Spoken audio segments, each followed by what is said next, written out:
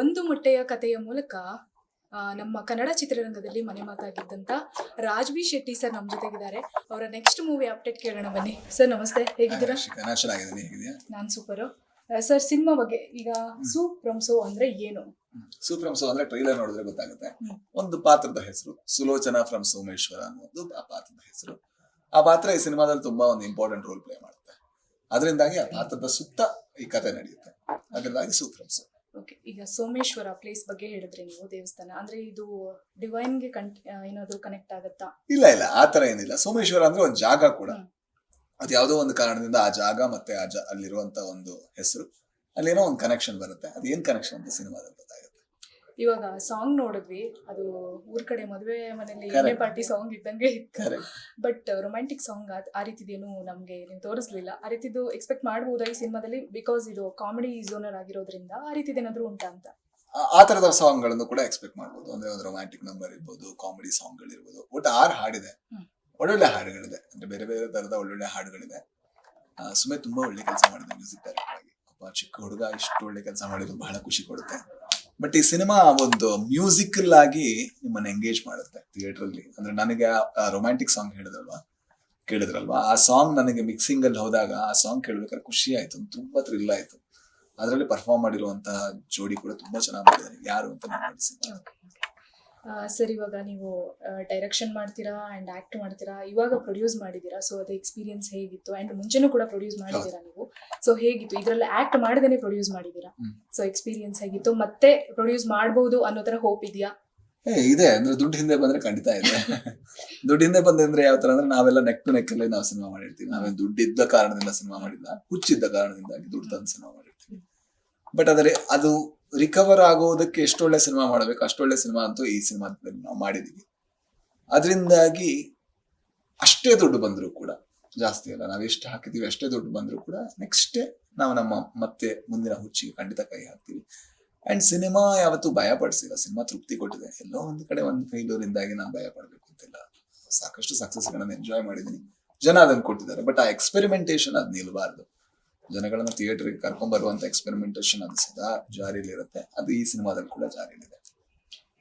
ಎಲ್ರು ಮಾತಿದೆ ಶೆಟ್ರು ತುಂಬಾ ಬ್ರಿಲಿಯಂಟ್ ಇರ್ತಾರೆ ಅಂತ. ಸೊ ನೀವು ಇವಾಗ ನಾವು ಪ್ರೆಸ್ ಮೀಟ್ ಇದ್ದಾಗ್ಲೂ ಹೇಳಿದ್ರಿ, ನೀವು ಕನ್ನಡದಲ್ಲಿ ಅಂದ್ರೆ ಇಲ್ಲಿ ರೆಸ್ಪಾನ್ಸ್ ಚೆನ್ನಾಗಿ ಬಂದ್ರೆ ನೆಕ್ಸ್ಟ್ ಬೇರೆ ಲ್ಯಾಂಗ್ವೇಜ್ ಗೆ ತಗೊಂಡು ಹೋಗ್ತೀವಿ ಅಂತ. ಇದೆಲ್ಲ ಅಂದ್ರೆ ಬೇರೆ ಸಿನಿಮಾ ಎಲ್ಲ ಹೇಗಿದೆ ಅಂದ್ರೆ ಇವಾಗ ಪ್ಯಾನ್ ಇಂಡಿಯಾ ಒಂದ್ ಸ್ವಲ್ಪ ಬಿಗ್ ಬಜೆಟ್ ಇದ್ರೆ ಮೊದ್ಲೇನೆ ಡಿಸೈಡ್ ಆಗಿರ್ತಾರೆ ಎಲ್ಲ ಲ್ಯಾಂಗ್ವೇಜ್. ಬಟ್ ನೀವು ಆ ರೀತಿ ಪ್ಲಾನ್ ಮಾಡಿಲ್ಲ. ಇದು ನಿಮ್ಮ ಮುಂದಿನ ಸಿನಿಮಾಗಳಲ್ಲೂ ಇದೇ ರೀತಿ ಇರುತ್ತಾ, ಯಾವ ತರ ಅಂತ ನೋಡೋಣ. ಈ ಸಿನಿಮಾ ಯಾವ ರೀತಿ ಹೋಗುತ್ತೆ ಅನ್ನೋದ್ರ ಮೇಲೆಲ್ಲ ಇದಾಗುತ್ತೆ. ಅಂದ್ರೆ ಏನ್ ಗೊತ್ತಾ, ಒಂದು ಸಿನಿಮಾ ಕೂಡ ಈ ಸಿನಿಮಾ ಮೇ ಬಿ ಬೇರೆ ಕಡೆ ಹೋಗುತ್ತೆ ಅಂದ್ರೆ ಕೇರಳದಲ್ಲಿ ಆರಾಮ್ಸೆ ಹೋಗ್ಬೋದು.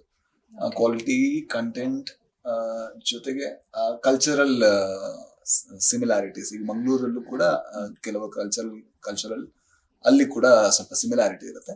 ಅದರಿಂದಾಗಿ ಅಲ್ಲೂ ಕೂಡ ಹೋಗ್ಬೋದು. ಬಟ್ ಆದ್ರೆ ಯಾವ್ದಕ್ಕೂ ಇಲ್ಲಿನ ಜನಗಳು ಫಸ್ಟ್ ಇಷ್ಟ ಆಗ್ಬೇಕು. ನಮ್ಮ ಜನಗಳು ಸೀಲೊತ್ತಿದ ತಕ್ಷಣ ಬೇರೆ ಕಡೆ ಹೋಗುತ್ತದೆ.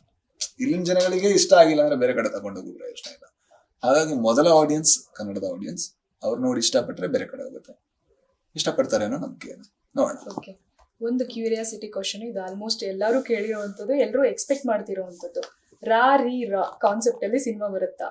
ರಾಜ್, ರಿಷಬ್, ರಕ್ಷಿತ್. ಇಲ್ಲ, ಆ ತರದ ಕಾನ್ಸೆಪ್ಟ್ ಸದ್ಯದ ಯಾವ್ದು ತಲೆಯಲ್ಲಿಲ್ಲ. ಮತ್ತೆ ಎಲ್ಲರೂ ಕೂಡ ಅವ್ರವ್ರ ಕೆಲಸದಲ್ಲಿ ತುಂಬಾ ಬಿಸಿ ಇದ್ದಾರೆ. ಅಂಡ್ ಆಕ್ಚುಲಿ ಇಂಡಿಪೆಂಡೆಂಟ್ ಆಗಿದ್ರು ತುಂಬಾ ಒಳ್ಳೇದು ಅಂತ ಅನ್ಸುತ್ತೆ. ಈಗ ಸಪೋರ್ಟ್ ಬೇರೆ, ಹೆಲ್ಪ್ ಬೇರೆ, ಅದೆಲ್ಲ ಮಾಡ್ಬೋದು. ಇಂಡಿಪೆಂಡೆಂಟ್ ಆಗಿದ್ದಾಗ ಒಂದ್ ವರ್ಷಕ್ಕೆ ಒಂದ್ ಅಟ್ಲೀಸ್ಟ್ ಚೆನ್ನಾಗಿ ಕೆಲಸ ಮಾಡಿದ್ರೆ ಒಂದ್ 2-3 ಸಿನಿಮಾಗಳು ಬರ್ಬೋದು. ಬಟ್ ನಾವು ಒಟ್ಟಾದ್ರೆ ಒಂದ್ ಸಿನಿಮಾ ಬರುತ್ತೆ. ಅದು ಆಕ್ಚುಲಿ ಇಂಡಸ್ಟ್ರಿ ತುಂಬಾ ದೊಡ್ಡ ಲಾಸ್ ಅನ್ಸುತ್ತೆ.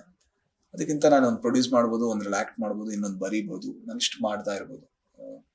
ಆ ಫ್ರೀಡಮ್ ನನಗೆ ಇದ್ರಲ್ಲಿ ಸಿಕ್ಕಿದೆ. ಹಾಗಾಗಿ ನಾವು ಒಟ್ಟಾದ್ರೂ ಕೂಡ ಅಂತ ಒಳ್ಳೆ ಕಾನ್ಸೆಪ್ಟ್ಗೆ ಒಟ್ಟಾಗುವಂತ ಒಂದು ಅಗತ್ಯ ಬಿದ್ದ ಖಂಡಿತ ಒಟ್ಟಾಗ್ತೀವಿ. ಆ ತರದ್ದು ಯಾವ್ದು ಇಲ್ಲ ಈಗ ಸದ್ಯಕ್ಕೆ.